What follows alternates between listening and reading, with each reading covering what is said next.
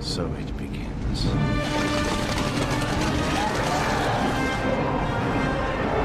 Hello everyone and welcome to Action RPG. I'm your host Aaron, and for today's video we're headed to the world of Last Epoch. The day is upon us. We are a few hours away from update 117, the mid-cycle refresh, which also means we're a few hours away from kicking off my brand new treasure hunt event, which by the way, you could still sign up for in the Discord. It's the first link in the description. I like running treasure hunts, and you could sign up in announcements, general chat, or Last Epoch chat.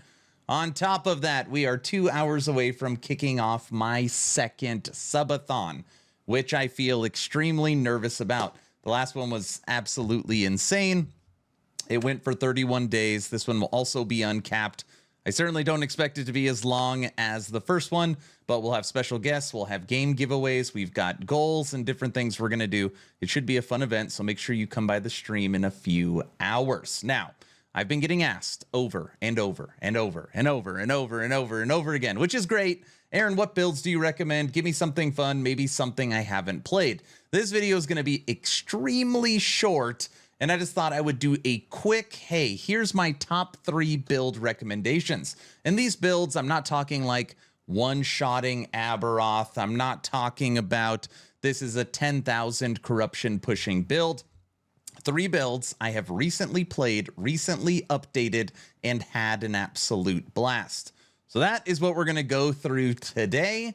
And the first build, and I'm actually not going to put these in any particular order, very easy guess, and that is my Raptor Pack build. Now, this is the first build that I made for Update 1.1 Cycle 2, and this is the build that I was told there is no way a Raptor Companion build can kill Aberoth. No way.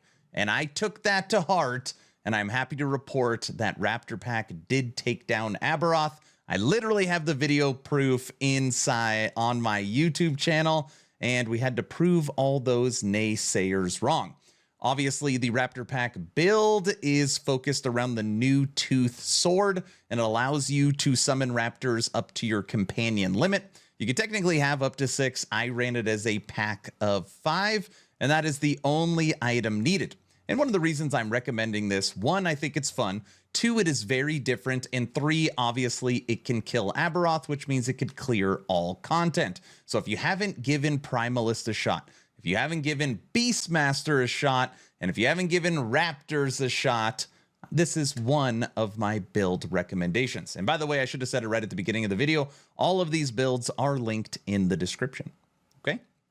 Moving on to build number 2. If you're like, no, I'm not a companion guy. I hate Primalist. I'm going to give you something basic. I'm going to give you something very straightforward. In my opinion, the closest you'll get to kind of a barbarian class inside of LE, and that is Echo Rive Void Knight.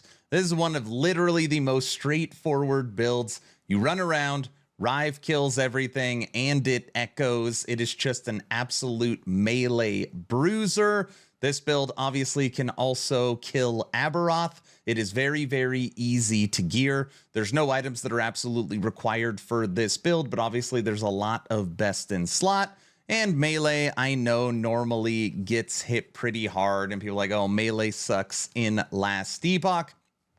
I don't necessarily agree with that. I think EHG does need to get melee and ranged closer, and I know a lot of ARPGs struggle with this. It just sucks that so many enemies run away from you, so you got to track them down. Either way, Echo Rive is absolutely amazing. If you have not played Void Knight before, a lot of people kind of shy away from this. Oh, I know what a paladin is, but I've never heard of a Void Knight. This is your Echo Dark sword and board, or in this case, you are using a 2-hander. Second recommendation, Echo Rive Void Knight. And last but not least, it is the build that I actually posted yesterday. Currently the highest corruption for Cycle 2 for me, and part of that is because I really pushed to try and get it there. And this is my Necromancer Golemancer, currently at 814 corruption, which, by the way, I'm shocked. The last version of Golemancer, I have 6 of them, hit 598 corruption. And I was like shocked. The fact that we were able to push that an additional 200 plus corruption and still be able to maintain, it makes me feel really, really good. Now, the reason why this build is so special to me is because my unique item in game is Aaron's Will. This is the item that I actually made with EHG and put it in game. This item is required to unlock Golemancer. Now, normally when you play Necro, since it's very hard to stay alive, people play low life. So you use Last Steps of the Living, you use Exanguius, you use the experimental Affix gloves. And obviously, if you use an Aaron's Will, you can't use Exanguius, which means low life is out. But with this build, we focus on health regen, and you can regen your health up to 700 life per second. You can actually go higher than that if you have the correct gear. What makes Golemancer so fun is you have a massive minion army that is teleporting around the map with you. They're all in front as you kind of actually lead your troops from the back. And it's not meta. Like, this is a minion army melee. This isn't single Abomination. This isn't single Golem. This isn't Wraith Lord. This isn't Archmage. This is a minion army pushing 800 corruption as melee. It is currently, when people ask me, Aaron, just what's your favorite build? This is it. If you have never played Necromancer, I highly, highly recommend you check out Golemancer. So those are my 3 builds: Golemancer, Echo Rive, Void Knight, and Raptor Pack.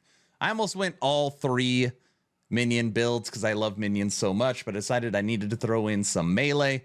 I probably should have done Spellcaster, melee, minion, now that I'm thinking of it, but I honestly didn't play so far any mage. No mana stacking here so far for cycle 2.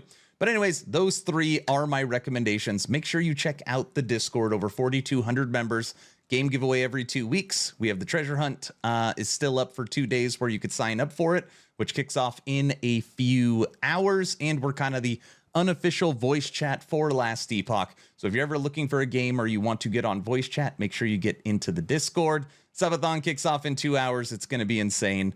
I'm literally terrified. So hopefully it's a fun event for everyone. Since this is Subathon 2, I've got lots of I got all the music prepped. I got the Aaron After Dark prepped, all the sleeping cameras. So I'm way more prepared now. And again, we have goals, like my kids dress me up on stream, all this crazy stuff. Anyways, it should be fun. And all in all, I am hoping for a fun cycle reset. I have not played any Warlock for update 1.1 cycle 2. So that's what I'm going to be playing in a few hours. So that's the video. Hope it helps. Oh, and one last thing. If you go over to my YouTube channel, I have currently 37 other builds. Okay. So if you're like, none of those sound great, I have gone through here and updated my playlist to make sure the most relevant, most up-to-date builds are here. So if you're looking for Poison Necro, if you're looking for Shield Bash, if you're looking for Hive Queen or Righteous Fire or Shatter Strike or any of these builds, you will find them here on this playlist. Again, I will link it in the description. If maybe these 3 builds are not for you, you might find something there. Okay, now I'm done. Hopefully you were entertained or at least learned something. Aaron, out.